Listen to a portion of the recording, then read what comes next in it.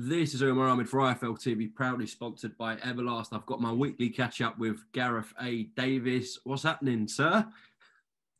It's all hanging, thank you. It's all hanging in the right places, in all the right clusters. And I think it's been well over a week since you rang me. It's nice to hear from you, as always, Umar Ahmed. Likewise. So can I call you IFL Sir TV. Gareth Davies? I beg your pardon? Can I call you Sir Gareth Davies? No, you can call me Gareth A. Davies, Esquire. Esquire. Esquire. Okay, Gareth, let's talk about Sky's deal with Top Rank. What do you make of it, and how much of an impact do you think them late US shows, which will predominantly be the content they provide, will have an impact in the UK here on Sky?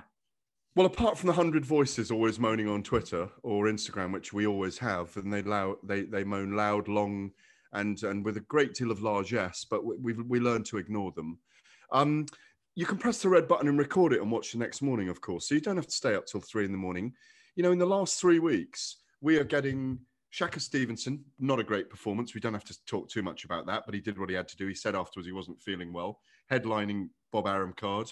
Last weekend, Noyo Nui, live and direct. We need to see him in against Joel Casimero, people like that, like real test for him, up at the 118 plus weights. We get Vasyl Lomachenko this weekend against Mayatoshi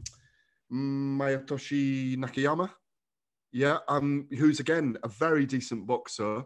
So, and he's got a lot to prove this weekend.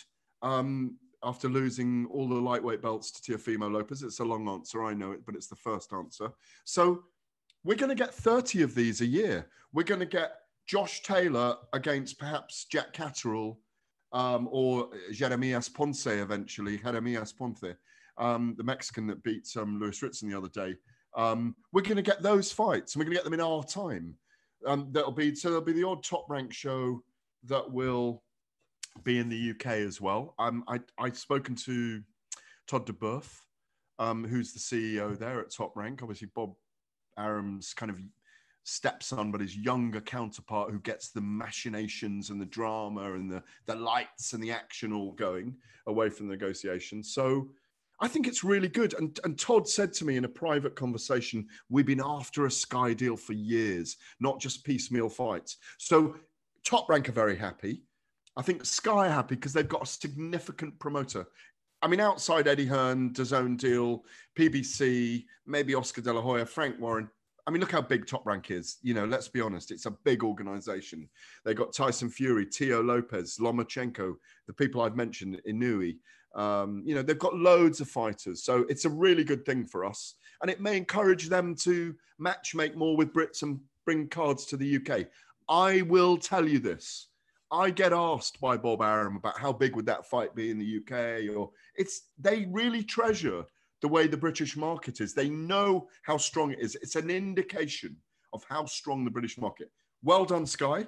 They needed to recover from the divorce from Eddie Hearn after 8 years and 20 odd years of Matchroom, 20 plus years in general with Matchroom. Well, obviously I've got the other deal with BoxNation. With Ben Shalom, who's obviously a very young promoter, just come into the marketplace. And he will no doubt get a lot of help from those supporting and around him. I mean, you know, it's developing all the time, but they've got to be strong digitally as well, in my view. Okay, we'll see how that deal pans out. Gareth, there was some more news in this boxing world today that KSI has done a deal with Wasserman. Surprised by that? No. Not in the slightest. I mean, it tickles me because I think Kalle Sauerland was not a fan of, and I've known Kalle years. I love Kalle. I've known him years and years. But I mean, obviously he was expressing a purist view over the last months, couple of years over, you know, KSI and Logan Paul and all these guys, which is bound to come from the purist promoters. But I'm glad to see that KSI is a fantastic human being. I've had the pleasure of interviewing him 2 or 3 times. He's a fantastic entrepreneur. I loved being at his fight with Logan Paul. It was like, you know, it's a playground scrap, but they trained really hard. He won. I thought he won the fight. look what Logan Paul's gone on to do, i.e. Lil Floyd, or Money, sorry.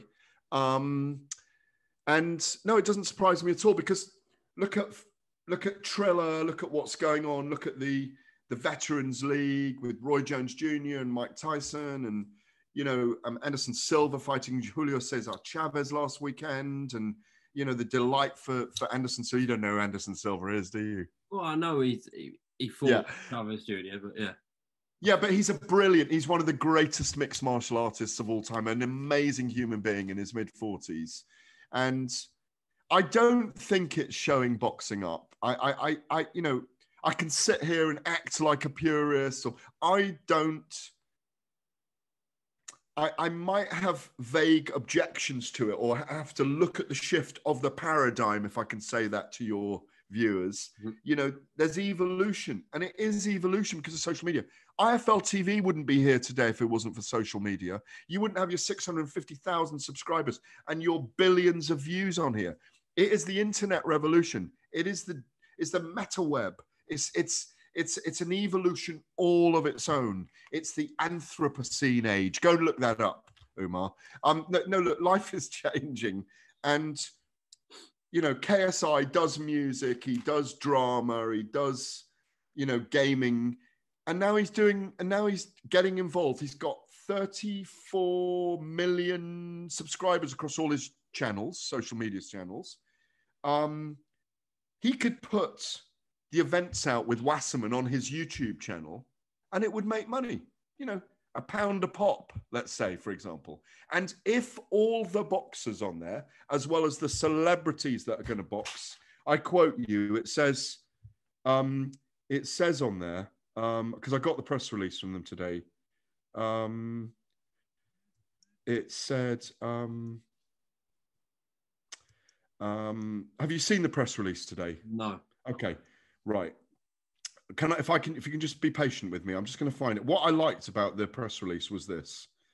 It was quite honest about what they're intending to do. And it says, excuse me,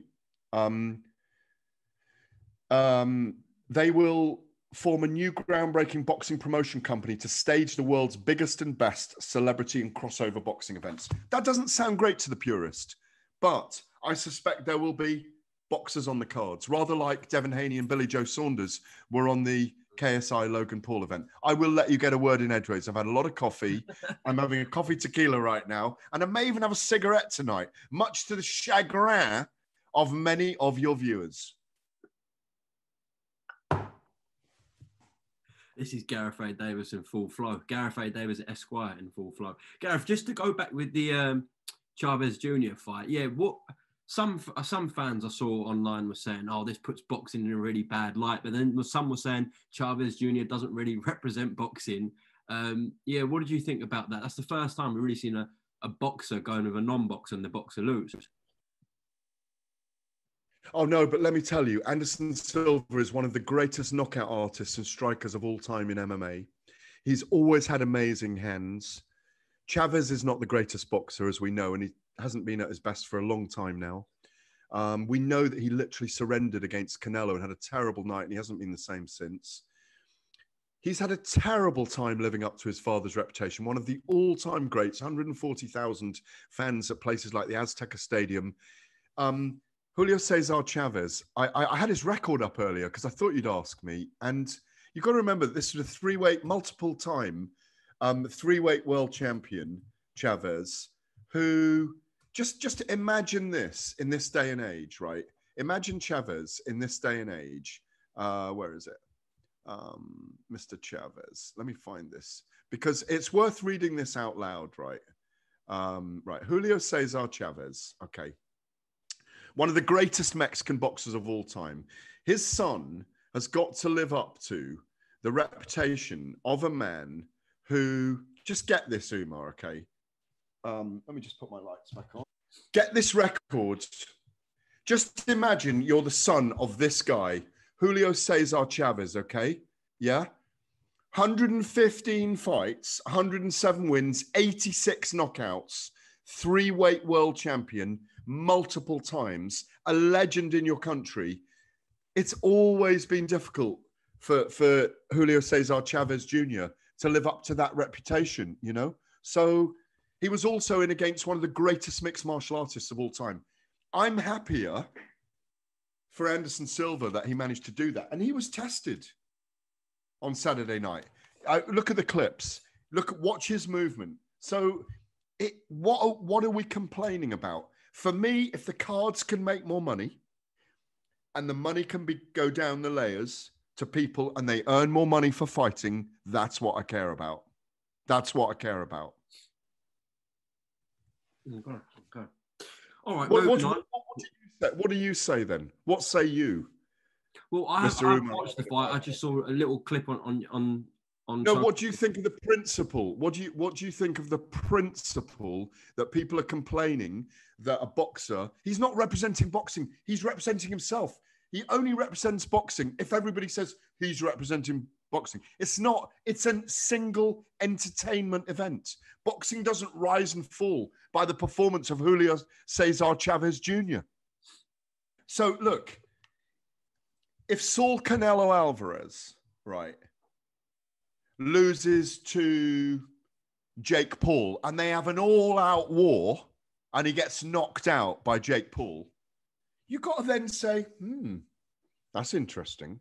But that isn't happening.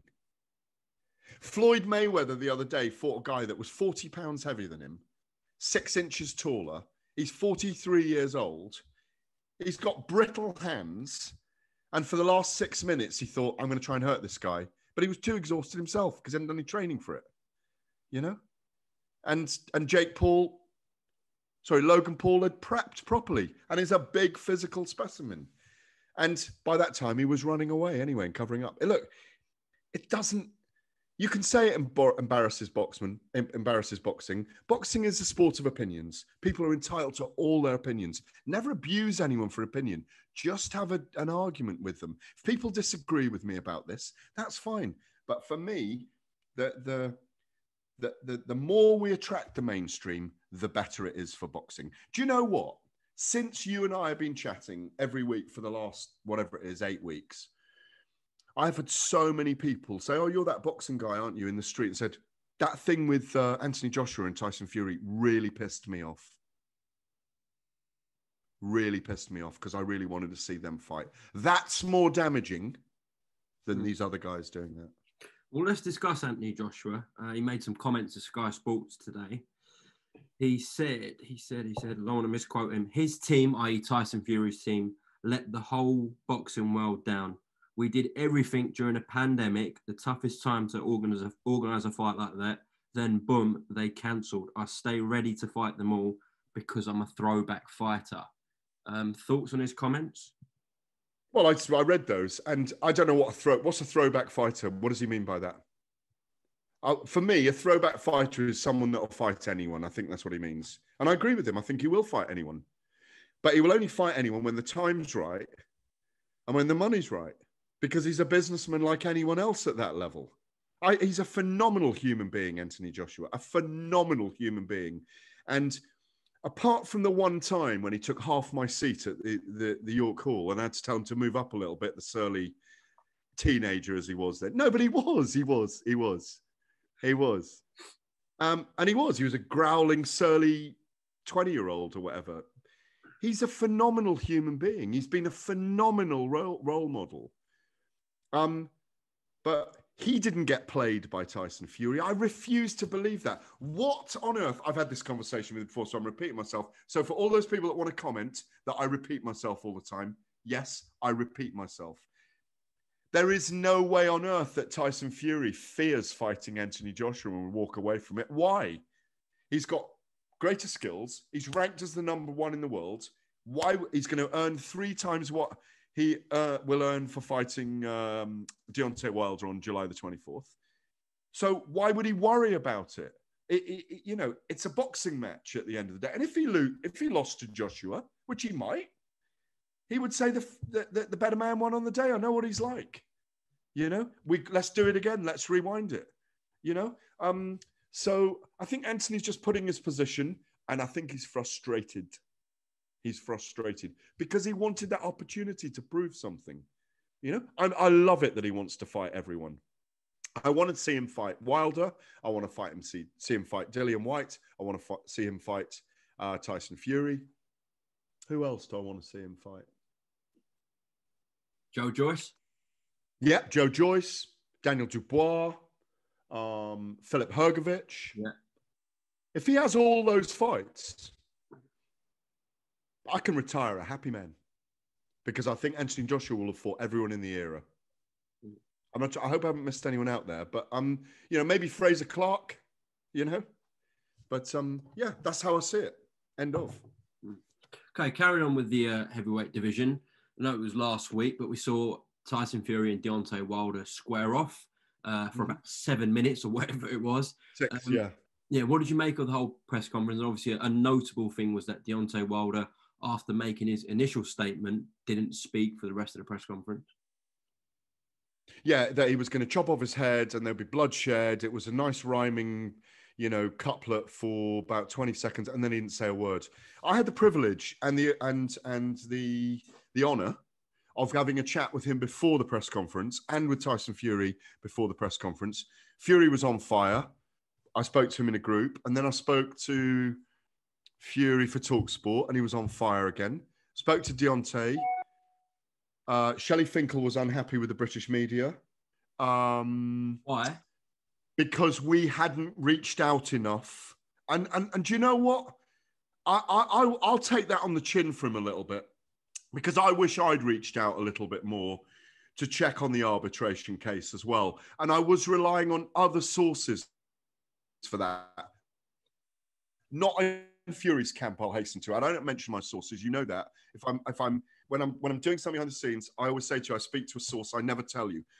If I interview Bob Arum, you know it's Bob Arum. If I blah blah blah, and I wish I had delved further into the arbitration case. So I understood Shelley Finkel's point, you know, and he's a very formidable ex-lawyer or qualified lawyer. Worked with Mike Tyson years ago. Known Shelley for 25 odd years, and you know, and he's a New York Jew, and he talks like this, a bit like Bob really was. Gareth, you don't know shit about boxing.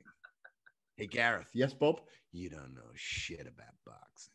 And you know, those guys, they've been around a long time. And so Shelley kind of gave us a little bit of a telling off, but I think it was to brief us for what Deontay was going to be like next. And Deontay was almost monosyllabic, signing gloves, didn't really want to answer any questions. He accused Tyson Fury of a few things. He alleged he was a drugs cheat, this, that, and the other. But he didn't want to engage. And then obviously he went on stage, he didn't want to engage. He didn't want to, I think his feeling was, I'm building myself up for this fight. I fought a guy who I knocked down twice, who I really hurt in the 12th round. And then come the 12th round, he got up and he fought me back. I thought like he rose from the dead. Then he came back in the second fight and he beat 2 bells out of me for 7 rounds. I didn't feel right. I don't feel right. So mentally, he's got himself into a position where he doesn't want anything penetrating his armor. You know, he's got his armor on. And I appreciate that. But I think it's going to be fascinating when we get to Vegas in fight week, because you can't not talk all week, or you can't just give interviews to ES News. You can't give interviews to Ellie Seck. I know Ellie, he's great, but, you know, he blows the smoke. He blows the smoke. I mean, you know, if I wanted to look at first, you know, he really blows the smoke.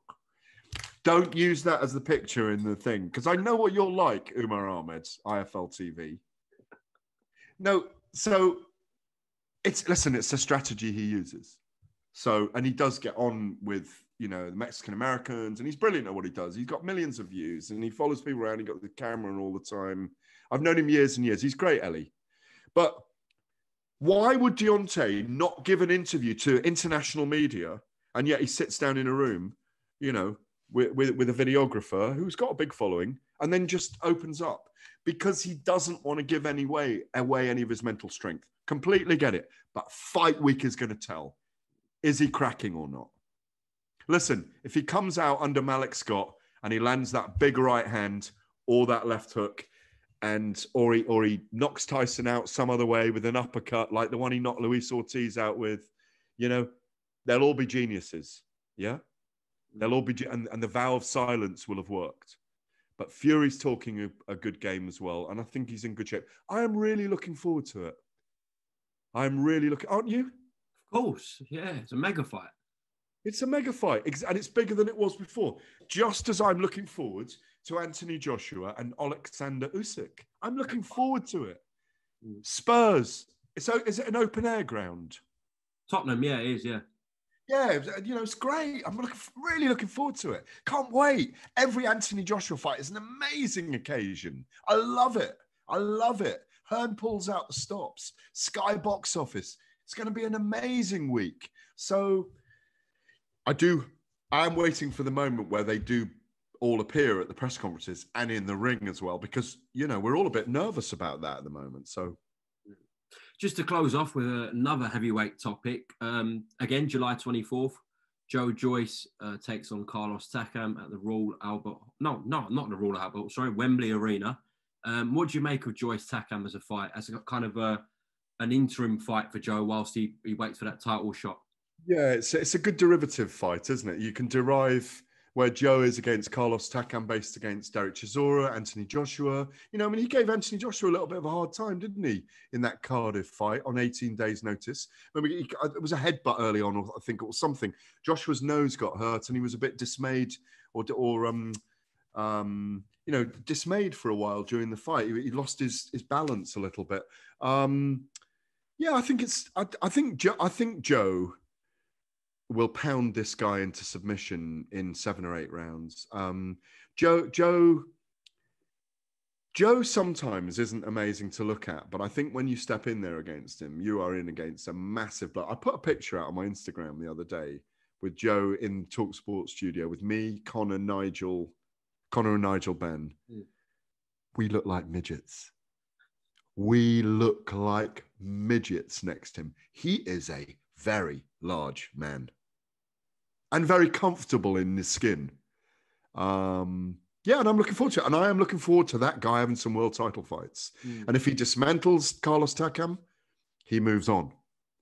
And he's got to tread water like Dillian White, like Daniel Dubois. Am I repeating myself or not? No. He's got to tread water like all these guys and wait for the world title fight to come. Simple as that. I think it's a very good point that you make. You watch Joe Joyce on the television, and then I've seen him up live, either in the gym or on a fight night, and it is completely different. It's staggering how different he is when you're there ringside compared to the television. Absolutely right. And do you know what? People that make it look easy are difficult people. Believe me. He makes it look quite easy. I know he's a bit of a rock'em sock'em robot, but I don't think his heart rate goes up massively. I think he deals with nerves amazingly. I really like the guy. I've liked the guy from the moment I met him, Ditto Fraser Clark. We're so blessed to have Dubois, Joyce, Fraser Clark. Hopefully I'll get the golds. Look at the celebrations for him the other day when he got to... He's waited. Anthony Joshua got before him. Joe Joyce then got before him. And now he's finally getting his chance in Tokyo if it goes ahead. Daniel Dubois, Joe Joyce, Fraser Clark, Anthony Joshua, Tyson Fury, Dillian White. We got 6 guys in and around the world title for the next 2 or 3 years. Amazing. Who have the Americans got? Suppose Jared Anderson is the one who's rising. Yes, Jared. He's coming through. I think he'll be up there one day, won't he, Jared Anderson? Yeah, he'll be up there. And they've got Deontay Wilder, who's interesting against all of those guys. Deontay Wilder versus Daniel Dubois. Deontay Wilder versus Dillian White. Deontay Wilder versus Joe Joyce. I know, exactly. So imagine if Deontay Wilder came to live in the UK and had 7 fights in the next 3 years. He'd make 100 million. He'd make 100 million. If he wasn't knocked, if he wasn't knocked out by, imagine if he knocked out 4 of those guys. Imagine how people would want to see him. And whenever Deontay's come over here, I mean, apart from the chicken incident in was it Belfast? In Belfast, Nando's, yeah, I was there. Yeah, and Billy Joe Saunders, and then oh my God, that was mad, wasn't it? But apart from that kind of stuff, I remember when Deontay was in Sheffield or Liverpool. Who did he fight? Was it Matt Skelton? Yeah, on a BoxNation card. Oh, I can't remember. Yeah, years ago, everyone loved him when he came over and he was into Talk Sport. A year ago, before the pandemic, I've never seen so many people from the workforce. He couldn't move in there. You know, he's treated like a star when he's over. He loves it over here. So, I mean, I'm not trying to be his publicist, but what I'm saying is the star quality that's around now in the heavyweight division is extraordinary, and we should celebrate it and enjoy it. Okay, on that note, Gareth, appreciate your time on IFL TV as always, and we're going to have another catch-up very soon, I'm sure. I think that was the most random interview. Well, it wasn't random, but I really wasn't expecting to talk about the heavyweights quite so much tonight. But. Well, they always grab our attention, so. Gareth, you there? Have you just busting your balls? I am, yeah. I am, yeah. You're playing me. All right, Gareth, we'll speak to you, all right? Cool. Bye.